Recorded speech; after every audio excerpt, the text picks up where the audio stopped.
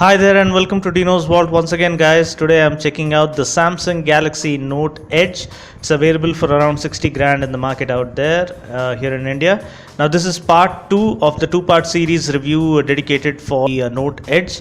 Now in this part we'll be checking out the camera options, the gaming performance, browser experience, OTG compatibility, the benchmark scores, etc. And part 1 had to do with the hands-on overview and checking out the Edge display features. So I'm leaving a link for you to check out the part 1 of this two-part series review. You can follow the link to check that out. Now let's start out by checking the music app available. Now I'm a musician myself, so I'm very particular about the quality of music that any device has on offer. So the music app from Samsung usually does come with plenty of options and features. Now this being a premium device, they have tried to make things a little more interesting. First of all, you do get features like Sound Alive and Adapt Sound, etc. Adapt Sound pretty much deals with adapts the sound according to the environment you find yourself in. Sound Alive feature offers different sound modes to choose from. It also offers different environments to choose from, like a small room, a large room, a concert hall. It also offers 7.1 channel surround sound support. You also get a dedicated 7-band graphic equalizer, thereby allowing you almost complete control over the music you're listening to. So no matter what genre of music you're listening to, it offers pretty good clarity, and you do have some sound enhancement features like 3D, extra bass, extra clarity as well. Now if you can find yourself a good pair of headphones, I'm sure this offers more than sufficient clarity. You can check out my headphone reviews to zero in on one.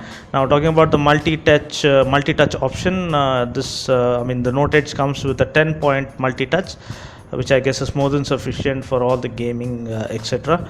Now let's take a brief look at the system configuration. It comes with a Qualcomm Snapdragon 805 quad-core processor clocked at 2.7 GHz. And it also comes with 32 gigs of internal memory on board, out of which you get around 21.5 to 22 gigs of internal memory available, and it's also expandable up to 128 GB, which is phenomenal. And you also have OTG support. I guess we'll be checking that out in a moment. And you also get 3 gigs of RAM, out of which around 1.3 to 1.5 GB is available, is free, which I guess is more than sufficient for all the gaming purposes or multitasking with consummate ease. You also get KitKat 4.4 out of the box with a guaranteed upgrade to Lollipop 5.0.1, but I believe this device has already received the Lollipop upgrade. And apart from that, talking about the connectivity options, you do get Wi-Fi Direct, Bluetooth version 4.1, USB 2.0, near field communication support, and 4G LTE compatibility as well. Now let's take a look at the gaming performance. Now given the system configuration, it should be able to handle the most graphic intensive games with consummate ease. So I'm playing Major Mayhem, one of my favorite games. It comes with really pleasant and soothing colors and a wonderful environment, and it offers great controls and refreshing gameplay. As you can see, the controls are really good, and the graphics look great, and the color reproduction is great. There's no drop in frame rate, and the game is playable very smoothly. So that, I guess, is more than sufficient. Talking about the sensors available on board, you get accelerometer, barometer, fingerprint sensor, gyro sensor, geomagnetic sensor, a gesture sensor, hall sensor, heart rate sensor, a proximity sensor, RGB sensor, and UV sensor. You have almost all the sensors you can think of in this device. Now it's a premium device. You would expect absolutely no compromise when it comes to any feature. So as you can see, the gameplay is very good and very fluid, and any game, maybe a casual game, an arcade game, or an action game, shouldn't be an issue whatsoever. Games like Asphalt 8, Dead Trigger 2, or Modern Combat 5 should be playable with absolute ease. So now talking about the most important thing, the camera. You get a 16 megapixel primary camera at the rear with a CMOS sensor and optical image stabilization. And what's phenomenal is it comes with Ultra HD video recording capabilities in 4K, and the pixel resolution is 3840 by 2160. and it records videos at 30 frames per second. The pictures come out really lively, and the detailing is absolutely awesome, and the color reproduction is superb. As you can see, this is a sample image that I've just taken, and you have plenty of editing options to play with, different frames that you can apply, different layers, filters, anything and absolutely everything that you would want to do before you share your snap with your loved ones.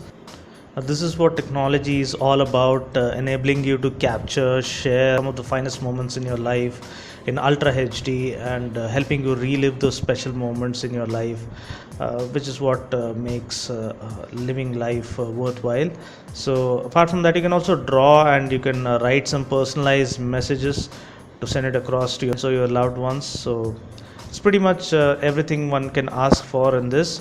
And apart from that, you get a 3.7 megapixel front facing camera with a CMOS sensor, and the snap comes out really well with no pixelation even when zooming in, and the detailing is also good enough. It should offer great video chat experience, and you have all the regular editing effects to play with before you share your selfie with your friends.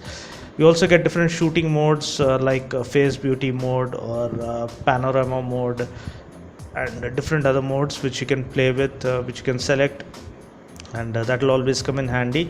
Apart from that, you also get different settings to play with, like selecting different video sizes, activating tap to take pics, and playing with the ISO settings, the wideband settings, etc., and using HDR option. Now this is the video clip that I've just shot, and it has come out really well. So this is where the 5.6 inch Quad HD Super AMOLED display is simply mesmerizing. It is so special and vivid and awesome and spectacular all at the same time. It is sure to refresh your senses at any point in time whenever you choose to look at this brilliant display. Now that is what you expect from a 50 to 60 grand phone. You want something special every time you look up to it, and you get a 2560 by 1600 pixel resolution and 524 pixels per inch of pixel density. You also get Corning Gorilla Glass 3 protection. Now the Note series is really about the S Pen and the stylus and the kind of functionalities it has to offer, the kind of unique features it has on offer. So the S Pen has been advanced further to give you improved digital handwriting experience through enhanced pressure sensitivity, and you have all the regular features like what we saw in the Note 4, like screen write, image clip, smart select, and action memo. I have explained about these features and how they work in my Note 4 review, so I'm leaving a link to that video on the screen so you can check that out for yourselves. Apart from this, the S Pen also gives you a preview of what each icon is about when you hover the S Pen over each icon on the edge screen. Now let's take a look at the browsing experience. I'm going to open up my website, dinosvault.com, and you can check out this website to find useful information. You can find reviews on cars, bikes, and you can also check out my knowledge base. You can also check out my periodical top 5 mobile phones across different price ranges, so that will really come in handy. You can also check out some life-changing quotations and smile a while with the jokes available. You can also find plenty of food recipes. Now this is a video from my YouTube channel. I believe it's the XUV 500 walkthrough video, and you can find lots of reviews. I mean, car reviews, bike reviews, scooter reviews, headphone reviews, helmet reviews. Again, you can find mobile phone reviews, tablet reviews here in my channel. You can check out my section wise playlist. Apart from that, you can also find my own songs. You can find some useful food recipes, guitar lessons, guitar covers as well. So video playback is very smooth, and video streaming is almost spot on. And let's now take a look at the benchmark scores. Now Antutu benchmark score is 28,228, and Nina Mark 2 score is 59.8 FPS, and Quadrant benchmark score is 29,774. Now that we're done with the benchmarks, and let's check out the OTG compatibility. I have a 16 gigabyte Kingston OTG pen drive storage device here. So let's put it on slot it into the micro USB card slot, and let's see whether it detects it. I think it does. And there you go. Immediately you have all the contents of the mass storage device. Let's get into a folder and play a video. Now, the Note series have always been in a league of their own with the kind of brilliant performance, great versatility, and superb features they have on offer. And with the new Note Edge, Samsung have not only tried to better all of the above mentioned capabilities that are expected of a flagship Note series model, but they've also tried to take people's expectations to a whole new level by offering a unique, first of its kind, curved edge display.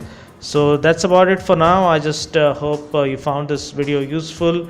As mentioned earlier, you can check out the part 1 of this review as well. You can find lots of other mobile phone and gadget reviews right here on my channel. So until next time, this is Dino saying ciao, take care, and God bless.